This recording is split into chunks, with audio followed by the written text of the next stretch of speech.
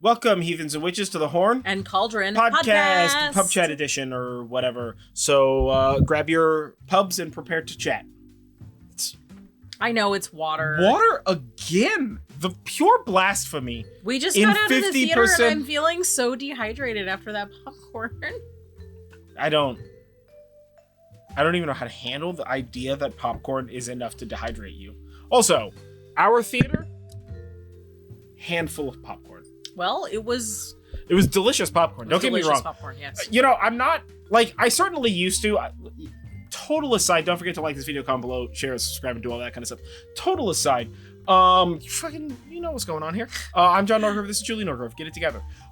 So, like, definitely during the Blockbuster banger, let's be old together as a group for a minute. During the Blockbuster times, right? The Hollywood video times, right? I feel like popcorn was a significantly larger proportion of my life, but I also feel like I've had enough popcorn, and as an adult, unless I'm like at a theater, I always want popcorn, but I don't know, putting on like a streaming movie and making a bag of popcorn, it just don't feel the same, dog. That's true. You know what I'm saying? I mean, I definitely don't feel like I've ever had enough popcorn. Yeah. But I also kettle corn is an affront to all of the potential gods, all current gods, and all forgotten gods whose egregores have fallen backwards into the abyss. I hate kettle corn. I will so die on this flippin' hill, dude. It's just, you know what? Caramel corn from the tin that definitely doesn't have an expiration date on it. I will fuck with that shit every single Christmas. But I cannot abide by kettle corn. All right, it's well, just this gross. episode is over because we're getting a divorce. Divorce time. No, I can't do kettle corn. Kettle corn is delicious. The thing is, monster. I've never been into kettle corn, and I've always loved the caramel corn. And when people are like, "This is like caramel corn, but it's made in a kettle," I was very prepared for that shit. And it's just never been as good as old caramel corn. It's not caramel from a tin. Corn. I know. That person it's just that gross, described sweet. it to you is wrong. It's just gross sweet corn. But and I don't like want sweet corn. And it's salty. That's unless the it's thing. cream corn. It's like sweet. Let me tell and you it's buttery how old a person I am on the inside. Can of cream corn. Not bad that's corn. Gross. Can of cream corn, not okay, bad corn. Now this episode is really over because we are getting a divorce. Also, can of cream corn, secret to good Southern style cornbread, and I hate chunks of corn in my cornbread. But cream corn has a very specific thing. It's gross. Yeah. It's gross. All of the things jalapeno corn chunk cornbread have me rethinking every choice. I mean, listen, if you're not constantly rethinking your choices, what are you even doing in this time period, bro? That's fair, but yeah. No to kettle corn, yes to can of cream corn. Oh no, gross. Yes to mushy peas. It's because they're old person foods. I'm okay with mushy peas, but like I can don't of cream want, corn, same thing. But I also want kettle corn, and I definitely don't want cream corn. No to mushroom soup. You know what I'm talking about? I like mushroom soup. It's a great ingredient, but like just in a bowl, it's kind of bonkers to me. Oh, I'm not usually going to drink it by itself. It's usually as an ingredient. I think you eat that, but yes. I guess you could put it in a cup. I used to get those. We are fucking so off topic today, so just that's fine. Dude, remember those? We're playing Remember Berries. Remember those? Like microwavable cups of tomato soup. Oh yeah, dude, I remember when those first came out. Yeah, that is one of the greatest inventions of all time, and I'm honestly sad that there's not more. The problem is it's not enough soup. Well, but it doesn't need to be a ton of soup. I mean, the thing is that are you having standalone tomato soup? Tomato soup is a side, bro. Yeah, but I want more. I want more soup. Yeah, the more comes in the main dish, I want to have 2 of those. I mean, well, as a unit. You could probably fit 10 in a microwave, although that might blow up your microwave. So, not recommended. My lawyers told me not to recommend that to you. But, yeah, you can microwave, definitely. I've definitely microwaved like 4 or 5 of those at a time. Yeah, but at that point, you just get a regular can of it, and then you just make that. And you just pour it into a pint glass. Yeah, I guess. Yeah. Honestly, tomato soup, It's better to be drank than to be spooned. That's fair. That's fair. Yes. It's a drinkable soup.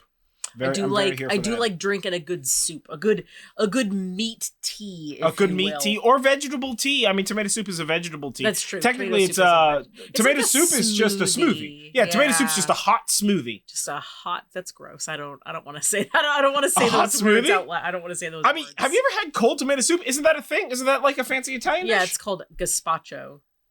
It's a Spanish dish. Oh, Spanish dish. Okay, yeah. I knew it was like a thing. It's pretty good. Yeah, it's pretty sometimes. Right. Listen, you just make tomato soup, like a Campbell's tomato soup, like a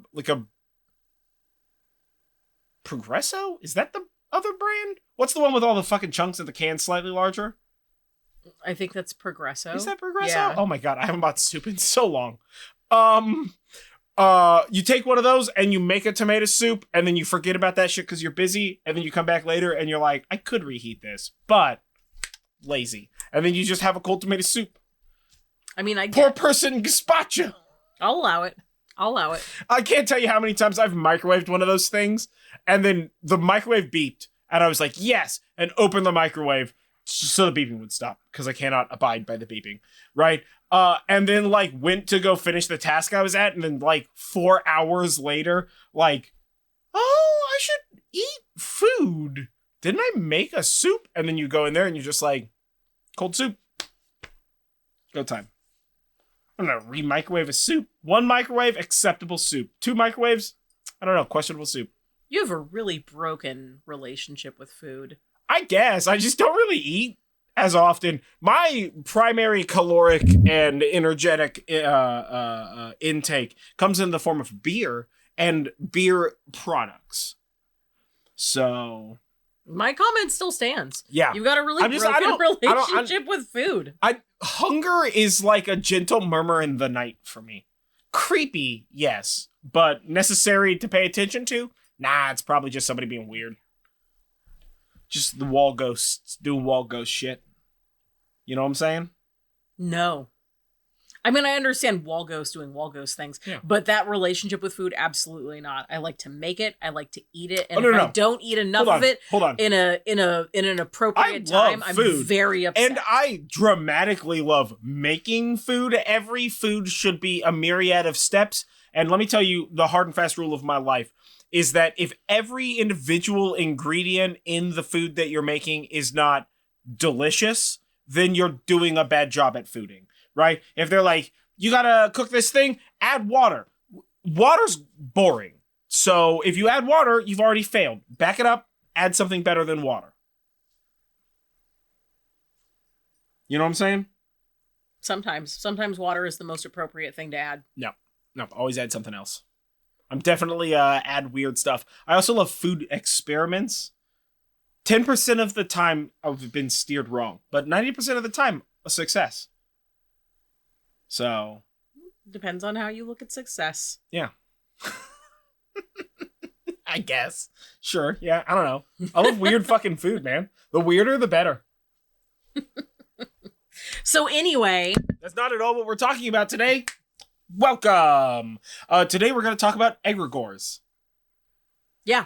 We just got back from seeing the Barbie movie a second time. Twice we did. Twice in the theaters. We've seen this now. And we had... At our local theater, you know what? We're just going to literally zero affiliation. We live in Monterey. We went to Rio Theater. They did a whole bloody thing for it. It's happening all weekend. It's so fucking hype. It was such a fun experience. They painted canoes. Yeah, they and there was a dance party. Oh, it was so amazing. Much fun, dude. Oh, I love that theater, and I love the small community vibe of those kind of theaters. I grew up in Sonoma, so that's kind of what we always had, right? Because that's Sebastiani Theater, right? It's a big old one screen theater. Yeah, right. That was my childhood. So anytime we go to the local theater here, I'm just oh, this is way better. I mean, I love the big Screeno Max 5000 Omni corporations, but they're just not as fun anymore. There's kind of like an audience camaraderie that you get out of seeing something in a small theater like that. And this was like full up, like it was so much fun. Oh man, I cannot wait for the next big event that they're doing. So shout out to them. You guys are the best. Yeah. But yeah, man. So we saw Barbie for a second time, and what a Barbie world it was. Yes. So good. So fantastic. Something about life being in plastic. You know how the song goes. You can touch my hair. But no. And we're rapidly approaching a creepy. Well, that's the vibe. Yeah. What is it's not important. So the end of the movie. Okay, so spoiler-free shit for Barbie real quickly. Clearly Barbie's an egregore. Yes. Right? So let's go into kind of what an egregore is, both like with specificity and with a little bit of belief before structure. that, if you're interested, we actually watched Barbie on opening day along with Oppenheimer. We did the Barbenheimer experience. If you want our review for the movie, that's like a thing that we get to say now. I experienced Barbenheimer. Don't worry, the internet made a thing, and I feel like we should have like a badge about it. Anyway, if you want to, is that a merit badge in your millennial? Okay, actually, now that I'm saying this out loud, millennials. We should all have sashes, and we should have merit badges on them. Like, did you survive a global pandemic? Yes. I mean, we're close. Enamel pins are coming back. Is your company underpaying you and overworking you? That's a badge. Yeah. Right? Yeah. Do you have a Gen X or Boomer person in your life who said something in a public setting that you had to explain to a bunch of strangers to try and clarify that they were just using a term that didn't make sense nowadays, but did make sense when they were children? That's also a badge. You all know exactly what I'm fucking talking about. Don't even look at me like that. Anyways, if you want to hear a review about the movie or the Barbenheimer experience or any of that stuff, check that out. You can find that on the YouTube channel. But we are specifically going to be talking about our thoughts on the Barbie movie, Barbie as an egregore. Right. Well, okay, so before we get into the thing that started the thought, let's kind of go over egregores, just so that way if you haven't seen Barbie yet and you're like, about spoilers or whatever the fuck, then like, it's good, right? So if you don't know what an egregore is essentially a thought construct. Like, I feel like the like in quotes dictionary definition of an egregore is a thought construct or thoughts given form, right? But I also think that that's sort of a kind of flat definition. It really kind of is. I feel like egregore is perfectly more encapsulates than that. all of the details of what an egregore is. But like it does it in a way. So like sometimes I'm going to explain this in math because I don't have a better construct by which I'm a math person. Just fucking don't shake your head. You know what I'm talking about. You shake my head if I want. I'm mathy, dog. So like sometimes when you're doing math, you want to reduce fraction to the lowest common denominator, right? But sometimes it's beneficial not to do that. And like egregore is a thought construct, is the lowest common denominator. It is the most raw and most perfect definition of what an egregore is. And I mad appreciate that, but it kind of leaves too much like on the cutting room floor. Yeah. You know what I'm saying? So like, yes, an egregore is a thought construct, but it's more than that, right? I mean, like the simplest form of this in like for my interpretation is that an egregore is the idea that like with enough worship, a god would be given physical form, because whatever the term is where worship gives God powers, whatever that word is that describes that, is simply a sub-state of egregore-dom. You know what I mean? Yeah. Because an egregore is any thoughts with enough power given form. So it's kind of the idea that like, you know, like if you build it, they will come. Yeah, you know what? That's actually a really great way to describe it, because it's like if you think it will exist. Yeah. But like think about like if you think it will like physically exist. Although in a way, like a lot of times when we think about egregores, they don't exist in as a thing that you can like poke. So they talk about egregores a lot in chaos magic. Don't worry, we have a chaos magic episode coming up for you this winter. Oh, do they talk about egregores and chaos magic? You know, for as much chaos magic as I do, I've never read a thing about it. Yeah. So they talk about it a lot in chaos magic, and it's kind of like you're creating a thing that is then going to sort of like take on its own life, but a limited amount, right? So it's sort of like not quite like an automaton, because sometimes it has a sort of a consciousness to it. Our patrons, some of you know. Yeah. Because we just talked about this. Yeah. But doesn't egregore have a soul? You know what? That's Barbie. This is a conversation we need to have. So that is actually what's up, the Barbie patrons? movie. We're looking at you. Right there. Yeah. Doesn't egregore have a soul? So what kind of dinosaur would Zeus be? What kind of dinosaur would Zeus be? Yeah. T-Rex? I feel like no. Yeah, I feel like no also. I feel like no. My money's on Ankylosaurus. Ankylosaurus? I don't know why. Honestly, I mean, like, I would say like a megalodon, but that's clearly Poseidon. So, yeah. Like, I feel like Zeus would be something big and dramatic. And Ankylosaurus isn't big and dramatic? I mean, I guess. I don't know. Maybe one of those giant pterodactyls? Nah. I was gonna say, I think Zeus would honestly be a pterodactyl. Maybe. Because it's big, it's terrifying, and honestly, should it have the power of flight? No, it fucking It can't shouldn't. Just like appear right in front of you. I could get with that. I can get with that. Anyway, the Barbie movie is actually what that is. Not Zeus as a pterodactyl.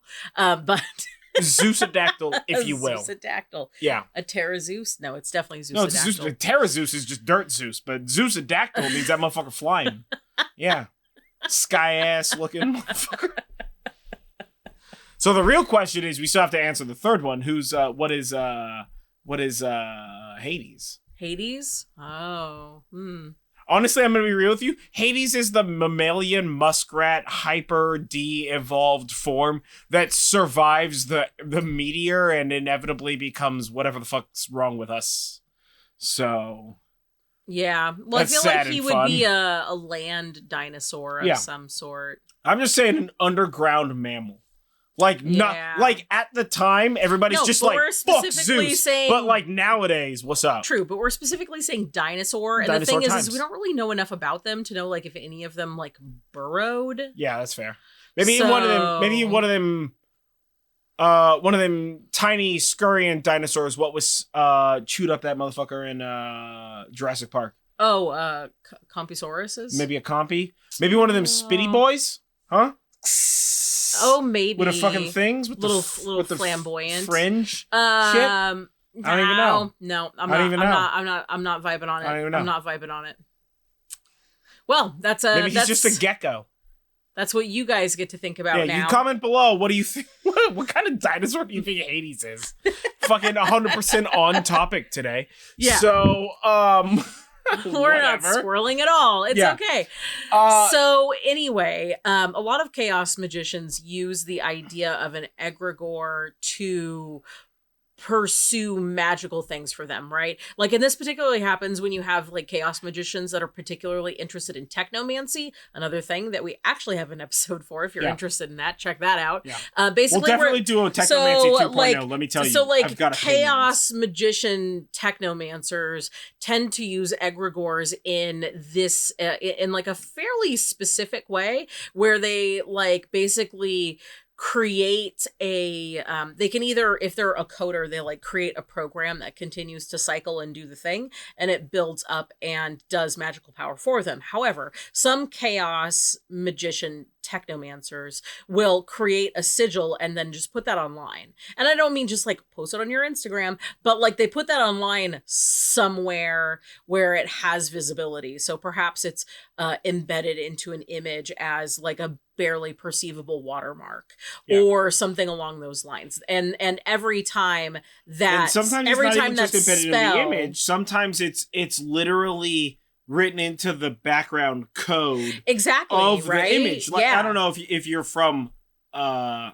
weird days of the internet in the early 2000s when you were like download a fucking movie in the form of a picture and you had to run it through a fucking a program to transfer it or some shit like that, right? Or like you would like save a picture that somebody posted and inside of the picture, like buried within the like script that the computer reads to turn it into a JPEG is actually the link to the thread that allows you to find the like torrent for that thing. Or maybe not. I don't know what I'm talking about if the FBI is listening. Yeah. But... or like nowadays when you're doing Instagram stories, you know how you can like move something over it. So like if you're tagging someone, it's common to like tag them and then put that behind like a sticker or picture. So you can't actually see the words. I don't know about that. That's new information to me. Really? Yeah, that seems bonkers, but okay. It's not necessarily just for tagging, but like sometimes that's helpful. So if you created like essentially a sigil, you can kind of put that behind it, and then each time somebody sees the thing, it powers it. But you can have an egregore where you think basically where you think so hard about the mechanism that is going to create the magic for you that you can actually sort of bring that to life. So people do talk about that usually as like a spiritual entity, a thought form, and not like something you can like poke. Yeah. But Barbie has been thought about so much over so long. But Barbie has been such a part of the cultural id that Barbie land is formed as like a hyper egregore. Yeah. Right? Like a fantasy land, you know? Well, it basically not only created her, but also everything around her. To connect egregores and technomancy, if chaos is data, right? Like the data sphere of our planet, to use like a 50s sci-fi reference that we should be talking more about in this time. And a technomancer is a programmer, then an egregore is the spiders that crawl the internet to build Google and Yahoo and Bing, and I don't know another way to search stuff that's just those three. Yeah, I don't know either. Yeah, do you use whatever the hell Opera users are doing? Op, I guess, mayhaps. Opera's a browser. Yeah, but they might have their own thing. I don't think They're so. they got like a whole bunch of maybe sci-fi. I don't know. I mean, I haven't used Opera since the late 90s, so yeah. Early 2000s, whatever. But so I mean, the idea is that an egregore is sort of like a product of conscious effort, right? There's what was that? There's a movie specifically about how like this dude is not even a dude, it's an egregore. It's a horror movie. Yes, and I don't remember what it's called. Oh my god, it's such a great horror movie too. It's so much fun. I love that movie. I think we've talked about this movie before. I believe we did a review for it. Yeah, we've probably done a review for this flippin' movie. But you know, that's the idea that like, okay, so if you are specifically thinking about a thing, a system, a structure, a plan, whatever, right? Like that's good. You can make an egregore, but it's non-corporeal. Right? It's not physical. But like if we get enough people together to think about this constantly, then like physicality is achieved. Yeah. Which is literally the plot of Barbie. Yeah. Right? I mean, I know that Barbie is saying a bunch of bonus words, but the like lowest common denominator of Barbie is that Barbie is an egregore, and Barbie Land or Barbie World is like the necessary structure that must exist when so many egregores of a similar wavelength or whatever are, right? And like you have to kind of like give it like there has to like at some threshold a home must appear, and that home is a product of the structure of the like omni egregore, right? That houses all of the individual smaller specific egregores. But not only there's a threshold where a thought construct both is affected by reality and can affect reality, right? And you see this in the Barbie movie, specifically, spoilers or whatever the fuck, when, like, Ken makes his Mojo Dojo Casa House. Yeah. Right? And then, like, the CEO of Mattel gets a call, and then that like dock worker's just like, they're selling off the shelves! Everybody wants one, which, I mean, to be fair, yeah, it's tight, dog. Right? So there's that threshold where, like, when the barrier is breached between the place where egregores sort of congregate with some sort of uniform density relative to the real world, like, as much as we affect them, there's like a feedback loop where they can affect us. Yeah. Right? And that's where, like, you see that, but you also only see that in the form of Mojo Dojo Casa Houses are fucking hottest Christmas gift. Yeah. Right? And that in the movie's universe, Mattel is thinking about making a Ken movie. Yeah. And I cannot stress how much I want Mattel to release a Ken movie that is just the exact same movie as the Barbie movie, but with Kens. Yeah. With whatever broken toy logic Ken is currently rocking with. Because that guy needs to maybe, instead of worrying about horses and the patriarchy, worry about going to counseling. Because he needs some fucking help, dog. That poor man needs to talk to an adult professional. He needs to talk to a bigger adult. He's not a big enough adult to deal with those problems. Right? But with regard to egregores, we see at the end of the Barbie movie, Barbie returned to human, which is symbolized by her needing a gynecology appointment, developing the necessary tools for that. That's the joke at the end, right? But, like, you know, before that, she talks with. Well, she clearly indicates when they first when they first arrive at the real world, and they're getting, like, weirdly hit on. Oh, yeah, also, yeah. Let me tell you, those construction workers that Barbie gets grossly hit on by are, like, too smooth.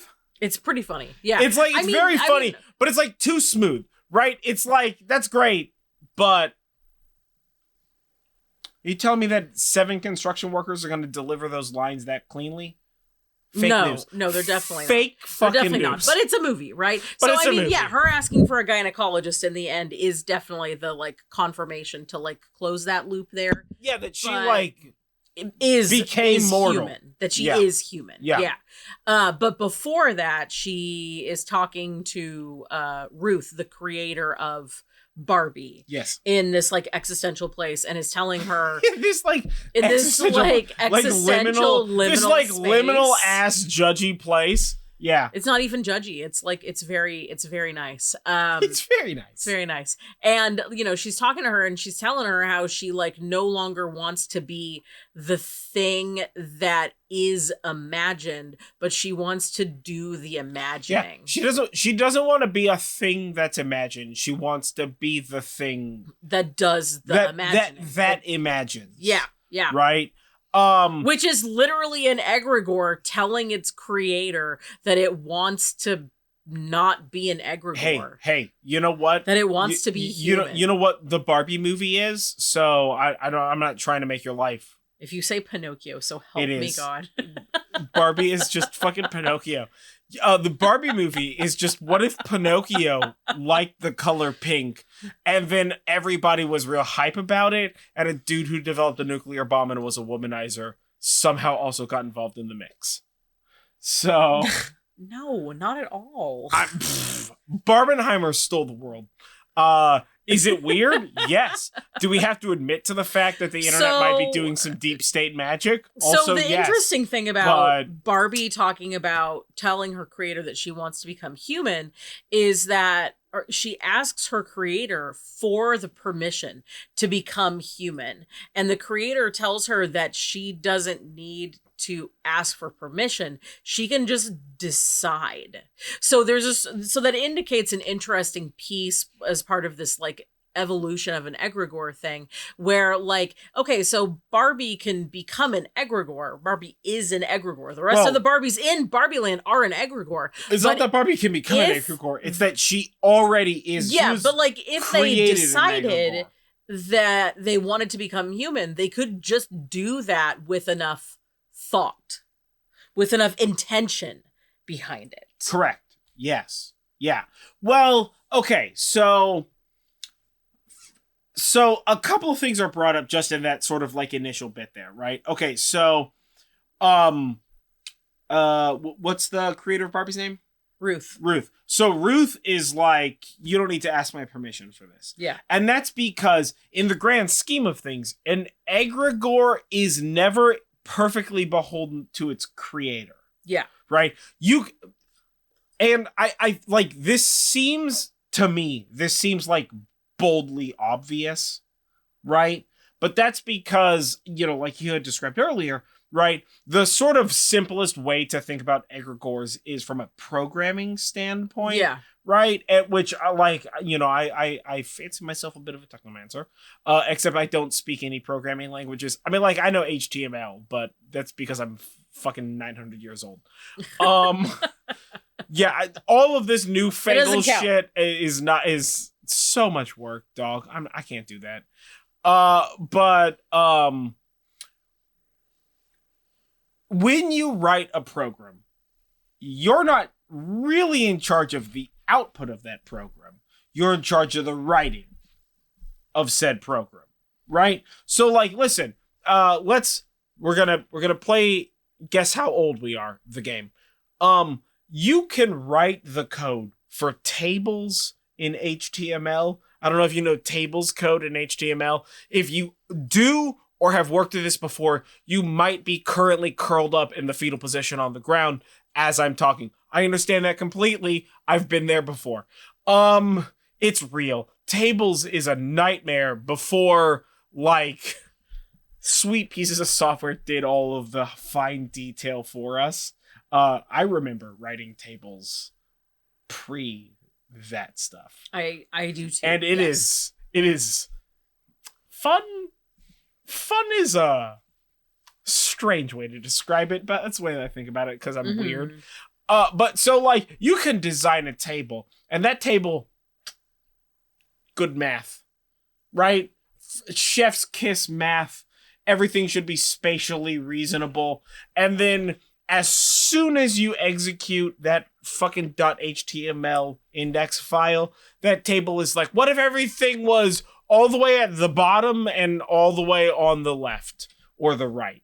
You know what I mean? So like, tables is a fantastic example of tables in HTML. It's a fantastic example of the idea that you can write an egregore, but you also are not allowed to be in charge of precisely how the execution of that egregore is going to work out. Yeah. Yeah. Right? You know, or like modernly, if any of you guys have used like AI writing prompt bullshit or like picture bullshit, what any of that sort of those like apps or programs or whatever, right? You've definitely been like, make me a picture of like a guy standing in the mountains, and then you like execute, and the program's like, here's this picture, and you're like, not the thing I was thinking about at all.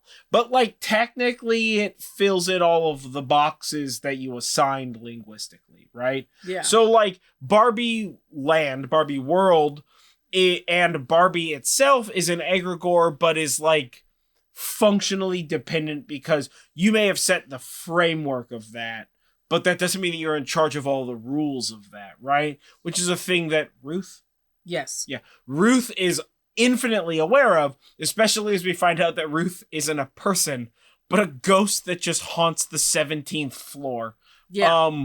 A weird detail that I kind of low-key love. Ruth is maybe my favorite character. Especially the second time around. But what we see is that Ruth says if Barbie wants to make this decision, she must understand.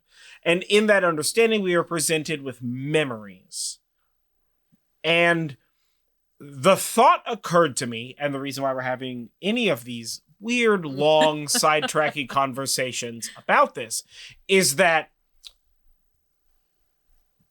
if Barbie were an egregore, which I feel like we've made a reasonable argument that she probably is, right? Then the path from an egregore into mortality is a path of transition. So the transcendence of an egregore is to no longer be a construct made of thought, but to be a construct made of memory. So this, I'm just going to like sort of paint the broad stroke picture of the thing that I thought as I experienced the second watching of this movie, and I had this sort of like idea hit me, right? Okay, so Barbie's an egregore. The path for an egregore to achieve full independent life or mortality, right? Because the separation there is that an egregore is beholden to the construct, whereas mortals are infinitely free, capable of doing any series or number of shenanigans, right? So, egregore Barbie chooses to become mortal construct human Barbara, right? In order for her to do that, she had to convert her basic Barbie-ness, right? The function by which she is valued as a thing, the thing that makes her what she is, instead of being a construction of thought, she had to become a construction of memory, right? Which would mean that mortals, us, people, humans, whatever, are in the present moment a complex structure of memories reacting to nowness. So if we are memories reacting to nowness, presenting in skeleton mechs with flesh armor, if you don't know what I'm talking about, watch the last episode of the podcast. It's not specifically about that, but I mention it in more detail. But so if we are skeleton mechs of flesh armor, being piloted by memories, right? Or a construct that is the collapsing waveform of memories as it reacts with time TM collapsing forwards, right? Then an egregore is the exact, or can achieve the exact same thing, but, you know, once it reaches a level where it gets physical form, except instead of being piloted, instead of being a construct made of memories, it's a construct made of thought. So like hopes and dreams and fears and emotions and all of these other things, which like hopes and dreams and fears and all this stuff is a portion of memories, but it is not the full breadth of a memory, because memories have singularness, right? Whereas hopes and dreams and thoughts have a infinite plurality to them, right? It's the idea that, like, it's the difference between a specific beer, right? Like, I drank this beer. It was a good beer. It's of a specific batch. It was made with specific kernels of grain.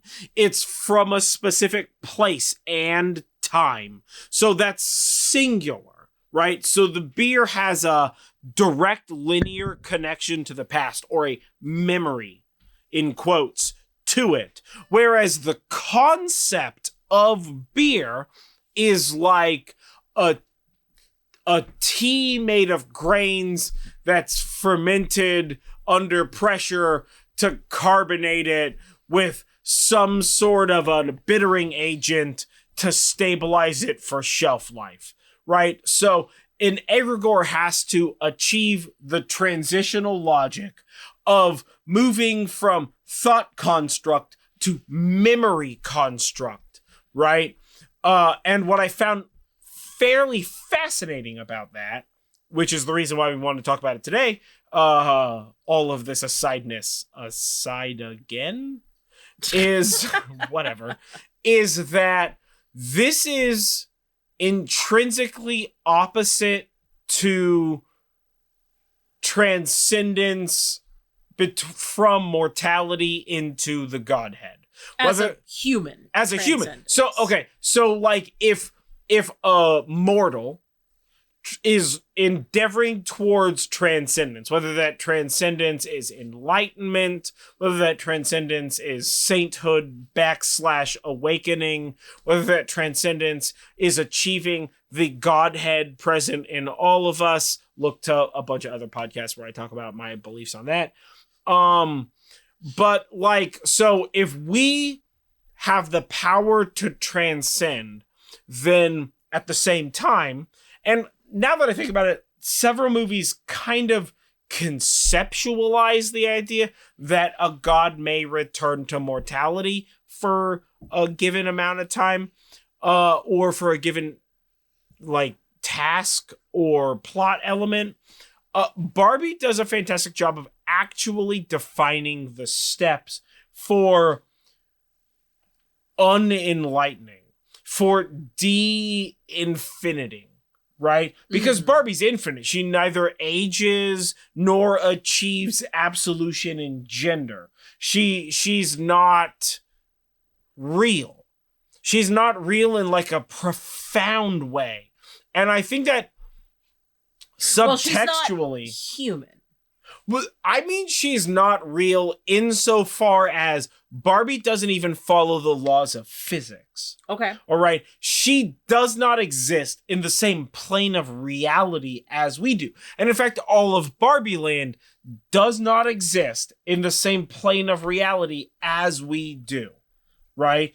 The, like, clearest example of this is the fact that she neither needs to consume sustenance nor reasonably address a bunch of shit in her reality to still participate in her reality. Yeah. Right? Like, she don't eat nothing. And also, like, every day's the exact same perfect day. And until a god in their realm discovers the flow of time, right? Until they discover singularness, even in the tiniest form of it, right?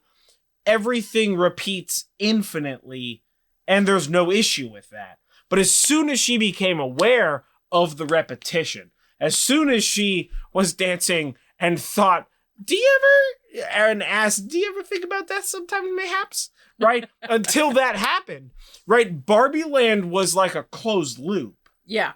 Right? But when she asked that, Barbie Land had to deal with the fact that the state of egregore dumb that each Barbie achieves, and the land that's produced by the, like,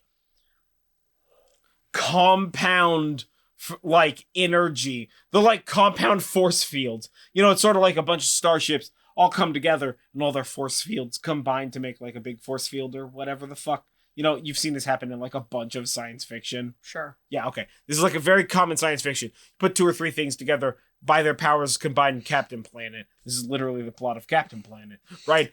Until Barbie Land as a Captain Planet had to deal with like heart or fire or water being like, this seems a bit sus, right? Until that shit happened, Barbie Land essentially had no framework of time, right? Everything was always the same and perfect. And then that shit started to like sort of unravel when Barbie became aware of the fact that she was an egregore, right? Okay, so with regard to mortals, us achieving like enlightenment and stuff, often you think of that like achieving enlightenment is like accepting that all things are, right? So the way that I think about that is like experiencing time at the bleeding edge of the waveform. So instead of making the subconscious decision, like all mortals do, to live an infinitely small distance backwards from the waveform, such that we are able to try and compare it to our predictive models and rationalize and emotion towards and react as a construct of memories, right? The achievement of infinite, the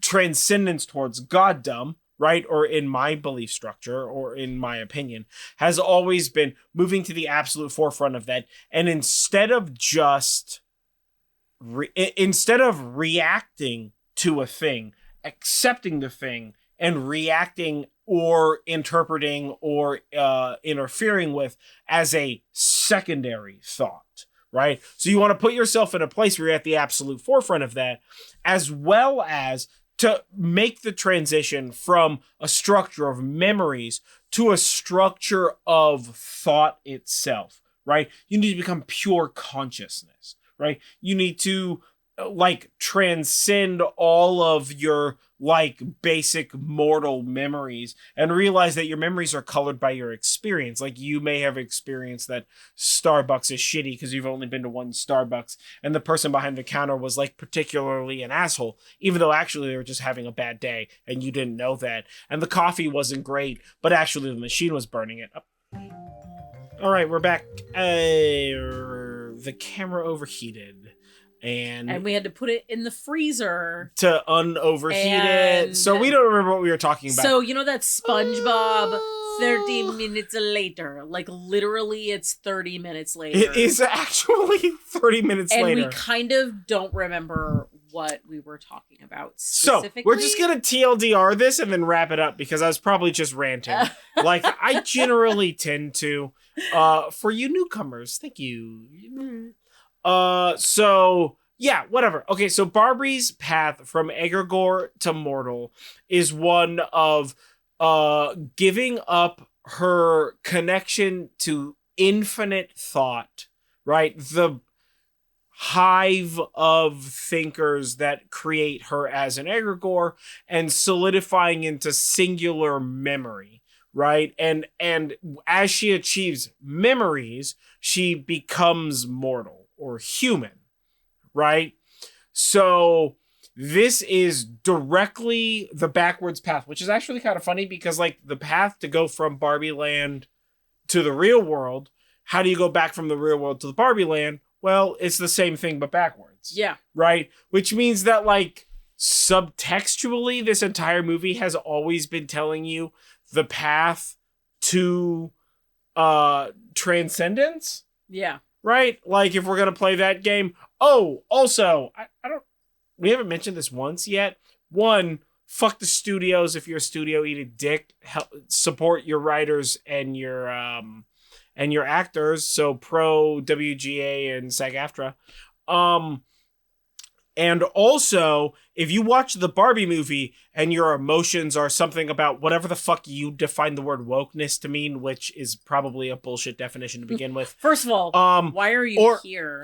Or yeah, if you've lasted this long, Or if you like watched the Barbie movie and thought that it was anti-man, then the smoothness currently occupying your dumb skeleton fucking pilot unit at the top, is just not gonna be taught reasonable logic, because this movie is exactly as pro like women in the real world as it is pro being kinough, because the kin are the oppressed class in Barbie. Yeah. Right? And the plot is that absolute rule is the wrong thing, regardless of gender. It's so fucking obvious if you watch the movie.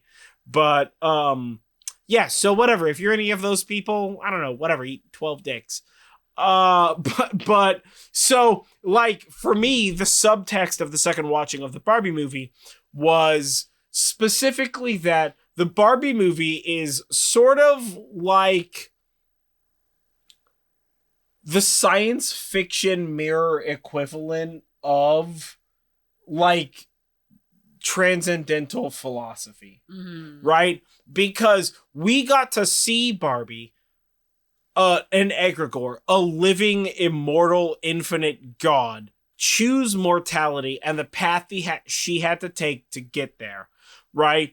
And by preaching that going the opposite direction is the solution, and by, like, studying sort of, like, letting go of the self and instead becoming and achieving, like, sort of infinite acceptance, like like taking in all things evenly, right? We could assume that if Barbie the egregore achieves mortality by losing infinity and gaining singularity by leaving thought and becoming memory, then the path for mortals to enlighten themselves into or raise themselves to egregore god status, right? To achieve enlightenment, to become an egregore, to transcend to the greater godhood, whatever, like, linguistic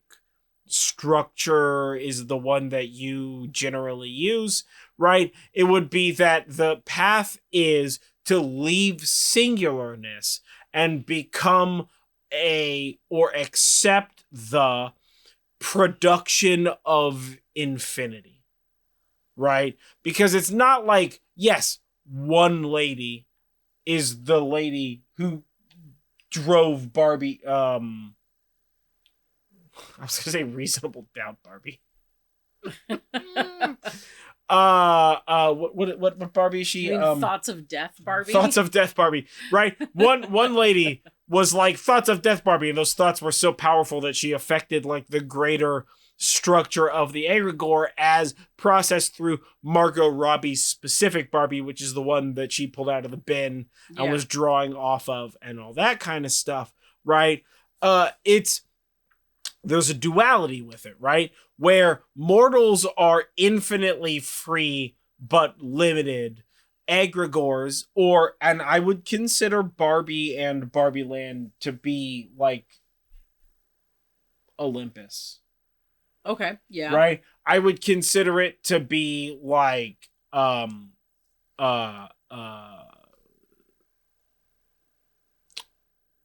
like the Viking, like realm of Valhalla, like the realm of the gods overall, right? Oh, Asgard. Yeah, as like Asgard, right? It is a special place where the rules sometimes do and sometimes do not apply relative to the structures of story, the bardic tradition of the people who are participating in that particular time and place, right? I would make the same argument that this is what Christians perceive as heaven. But, like, so if you were to think about it like that, right, Barbie Land like that, then, like, Barbie is choosing to achieve mortality in the same way that a myriad of Greek gods have done and failed at before, in the same way that, like, you know, Norse gods have definitely, like, been involved with mortals, in the same way that angels and the Christian God has booped wombs for Jesus to be a thing. Oh, yeah. Okay. You know? Yeah. Right? Whether or not Christian God may or may not be Zeus on a hype train, or Loki playing a joke, or Dionysus being a bit of a silly lad, or oh my god, what's his name from the book where he's Santa, flipping post Ragnarok ass motherfucker, Balder. Yeah. Balder, because Ragnarok already happened. I mean, whatever, the Christian Bible specifically tells you that other gods exist. So like, if you have to deal with that, not me. But so like, if the path from godhood is infinity to singularness, then the path to godhood would be singularness to infinity. Yeah. You know what I mean? Yeah. And like, I hadn't really, like, the first time we watched Barbie, I was primarily focused on the barbness and not the e-ness, I guess.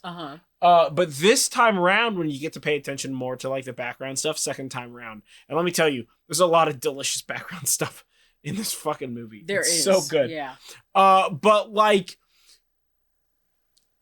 when I thought about it, like at that very last scene when Barbie's in the liminal space with Ruth, right?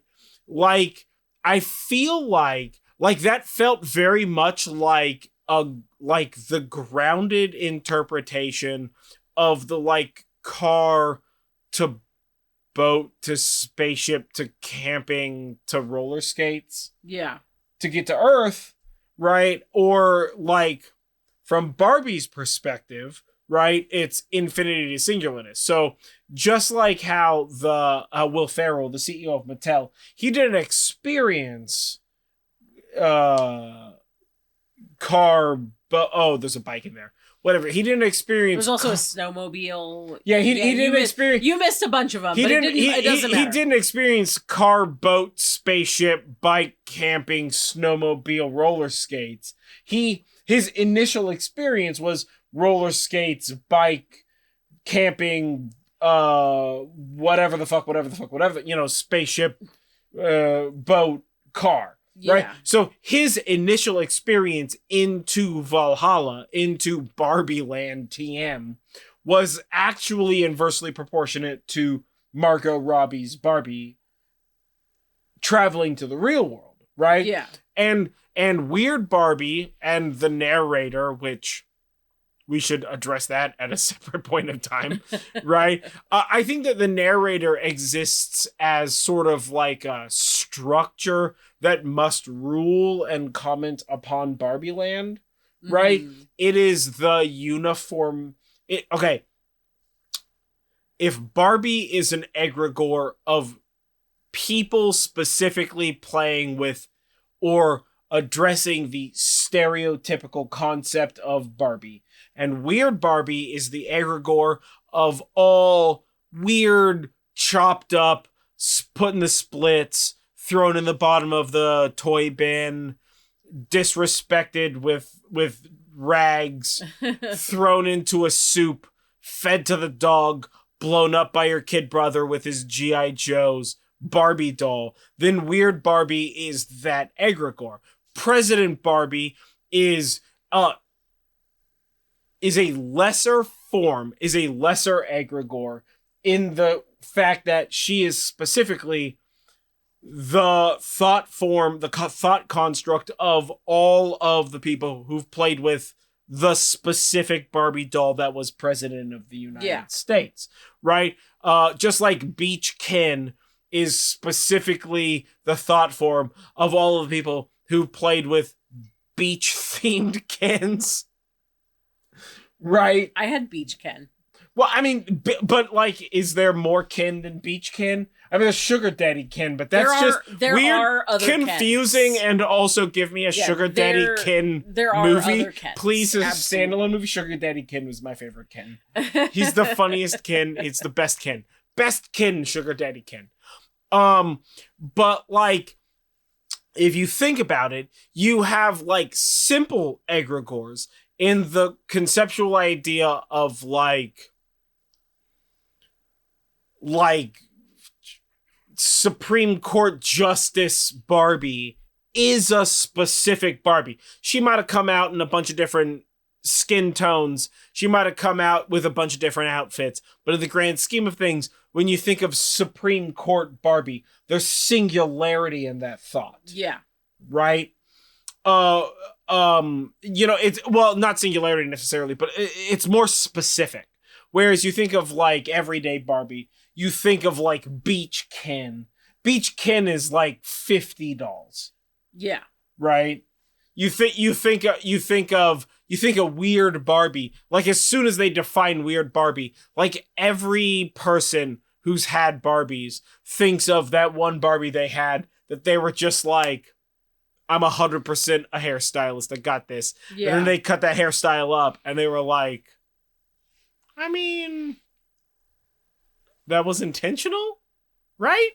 You know, like that sort of energy, right? So like weird Barbie is the culmination of weirdness. Yeah. Across Barbies, because that's not a product weird Barbie, right? And same with Margot Robbie's like Barbie is that she's not like, even though she's like original, like OG Barb, right? She's more than just OG Barb because she's within the structure of being a thought form. She's actually transcended to something more than that. Yeah. And I would almost argue that in Barbie Land, there might be an OG Barbie that's distinctly separate from Margot Robbie's Barbie. Because Margot Robbie is now the stereotype, the basic structure by which Barbie is judged. And that like original black and white striped swimsuit Barbie is like a different Barbie. Even though that might be the origin of Margot Robbie, she's like gone on a story. She's gone on a journey as an egregore that like we as like audience goers never got to perceive. Yeah. Right? So if you sort of like look into that, look at Ken, look at Barbie Land TM, then the narrator is an egregore for the bardic tradition of playing with Barbies. Yeah. Right? So Helen Mirren, is that who's the narrator? Okay. Helen Mirren's voice and Barbie Land, the like houses and plastic beach and like pink White House is specifically a product of the thought form of little girls. And I mean, like, whatever, if you were a boy and you played with Barbies, that's also perfectly okay. Toys aren't gendered, and people who say that they are fucking stupid. Whatever. But like, if you're like a child playing with a Barbie, that Barbie exists in a world. Right? So Helen Mirren is the voice of narration, the thoughts given language to define the world, and Barbie Land itself is the world. So Barbie Land is her body, and Helen Mirren's voice is her consciousness. Yeah. For the egregore that is Barbie Land, right? So if we kind of like collapse the Barbie movie's information into Barbie Land are egregores, and the path away from godhood, from infinity, immortality, into mortality is one of giving up that multiplicity and achieving singularness, then you could also argue that this is the backwards path taught to the Mattel Corporation or the mom and her daughter. What is that mom's name? I don't remember her name in the story, but it's America Ferrera. America Ferrera, who just fucking slays in that movie, right? Like, they learned that path backwards, right? So if Barbie is teaching us that path forwards, or like clipping the wings, right? Descending from godhood into mortality, then by simply taking that path backwards, we can find the path to transcendence from mortality into immortality, which is like kind of a bonkers subtext that kind of fits the movie shockingly well. Yeah. I agree. Like, it's sort of a weird energy.